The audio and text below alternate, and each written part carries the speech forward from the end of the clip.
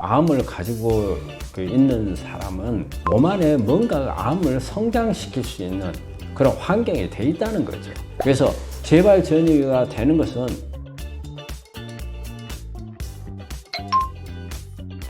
수술, 항암 치료 후 나타난 통증, 혹시 부작용일까요? 자라보고 놀란 것은 서뚜껑 보고 놀란다고. 참 그런 경우 우리 환자분들 많아요.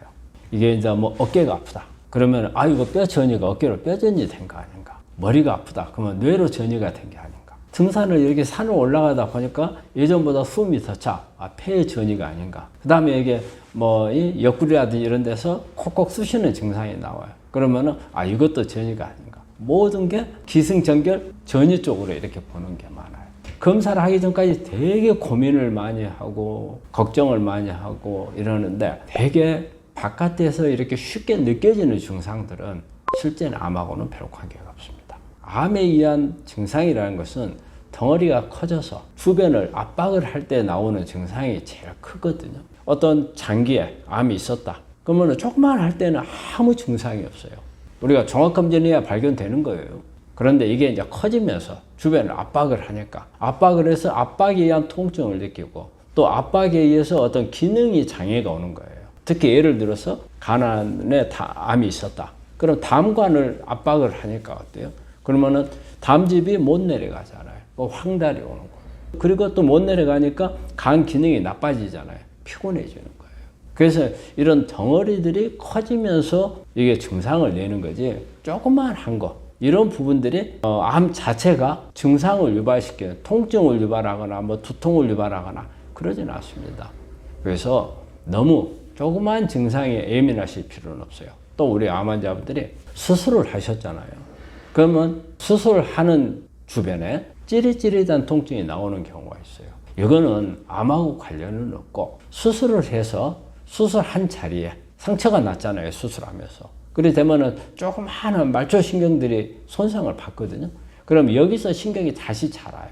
근데 여기서 자라는 신경은 원래 우리가 신경을 수출하는 게 싸고 있어요. 그래서 이게 전기가 이렇게 방전이 잘 안 돼요. 근데 이런 경우에는 이제 수초가 없이 신경이 자라니까 주변으로 전기가 방전이 돼요. 그거 우리가 느끼는 게 찌릿찌릿하게 느껴요. 그래서 그런 상처로 인한 말초신경 증상이 많거든요. 근데 이게 암하고 관련된 게 아닌가. 또 암이 있었던 주변이니까 그런 생각을 하는데 그렇지 않거든요. 그래서 이렇게 급하게 나오는 어떤 급성으로 나오는 이런 증상들은 크게 암하고 관련이 없는 경우가 거의 대부분이니까 너무 그렇게 민감하게 걱정하실 필요는 없습니다. 암이 전이될 때 몸에 보내는 신호가 있나요? 그러니까 되게 우리가 이제 암을 발견을 해서 수술하고 항암 방사선 끝나고 나서 우리가 그런 증상들이 전이가 된다거나 재발이 된다 하더라도 그런 증상들이 별로 안 나타나기 때문에 주기적으로 검사를 하는 거죠. 검사를 해서 저게 빨리 발견을 해야 되고 그리고 덩어리가 웬만큼 커질 때까지 안 나타나니까 검사를 해가지고 빨리 발견해가지고 조치를 해줘야 하잖아요. 그래서 우리가 뭐 3개월 간격으로 하는 경우도 있고 6개월 간격으로 그리고 이제 어느 정도 관회된 기간이 길어지면 뭐 1년에 한 번씩 이렇게 하잖아요. 그렇게 하는 이유가 바로 증상이 없기 때문에 조금만 할 때 빨리 발견해서 어떤 치료를 하기 위해서 그렇게 정기적으로 검사를 하는 거죠. 여러 가지죠. 되게 이제 뭐 CT나 이제 MRI, 초음파 이런 부분들을 하는 경우가 많고 그리고 뭐 여러 군데의 어떤 전이가 의심이 된다 했을 때는 또 PET-CT를 뭐 1년에 한 번 정도 찍을 수도 있는 거고 그리고 이제 혈액 검사를 통해서 종양표지자를 검사를 해서 암이 성장을 하는가 안 하는가, 재발이 되는가 안 되는가 그런 부분들을 간접적으로 또 볼 수가 있고 그리고 그 혈액 검사를 통해서 염증 수치 같은 것도 중요한 요소 중에 하나예요. 염증 수치가 많아진다는 것은 암도 염증성 질환의 하나거든요. 그러니까 염증 수치가 올라가면 암이 안에서 활동을 시작했구나 아니면 다시 크고 있구나 이런 부분들을 또 짐작을 할 수가 있어요. 그래서 다양한 검사와 본인이 느끼는 증상들 이게 무조건 암이 증상이 없다고 하지만 나도 모르게 안에서 커져 있을 때는 증상이 나오는 경우도 있거든요. 그러면 그런 증상들하고 조합을 해가지고서 보는 거죠. 각종 검사 수치와 암 재발 전이의 관련성은 어떤가요? 이제 관련성은 100% 비례하지는 않아요.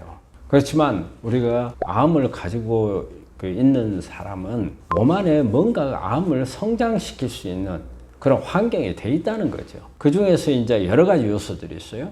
특히 이제 면역이 어떻게 돼 있는가, 또 어떤 몸 안에 염증 소견들이 얼마만큼 많이 있는가, 그 다음에 항산화 성분, 이게 암세포나 이런 암 쪽으로 넘어가려고 하는 이런 세포들은 많은 산화물들을 만들어내거든요. 이런 부분들을 제거할 수 있는 그런 능력은 어느 정도 가지고 있는가.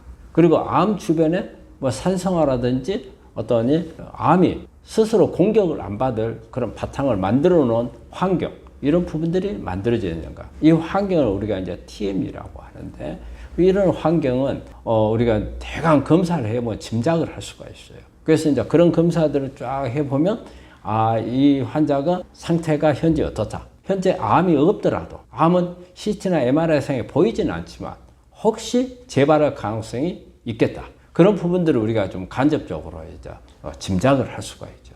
그래서 그런 검사들을 꾸준히 따라가는 게 아주 중요합니다. 미리 재발 전이를, 그런 부분들이 있었을 때는 이 부분에 대한 어떤 조치들을 해주면 오히려 재발 전이를 막을 수가 있거든요. 그래서 재발 전이가 되는 것은 복불복이 절대 아닙니다. 환자가 얼마만큼 노력을 하느냐. 근데 노력을 하는데 그냥 뭐 암에 뭐가 좋더라 해서 이것만 먹는 게 능사는 아니에요. 검사를 해가지고 어느 방향에 집중을 해야 될 건가. 내가 취약한 방향이 있잖아요. 그 방향에 접근을 해야 가장 효율적이죠. 그런데 어떤 상황이 돼 있는지도 모르고 무조건 이것도 해보고 저것도 해보고 하는 것은 어떻게 보면 돈키호테식이 될 수가 있어요. 그리고 암이라는 것은 원인이 워낙 많고 치료 방향도 워낙 많잖아요. 우리가 여러 가지를 아무 근거 없이 이거 여기서 때리고 저기서 때리고 다 할 수는 없어요.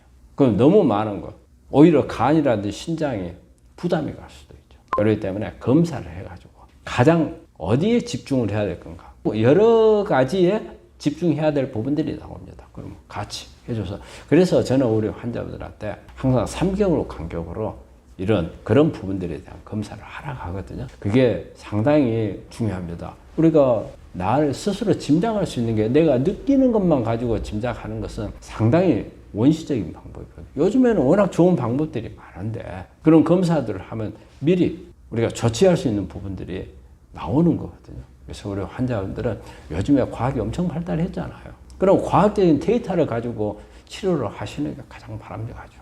그런 면에서 나오는 검사들이 많이 있거든요. 그 검사들을 활용하시면 됩니다.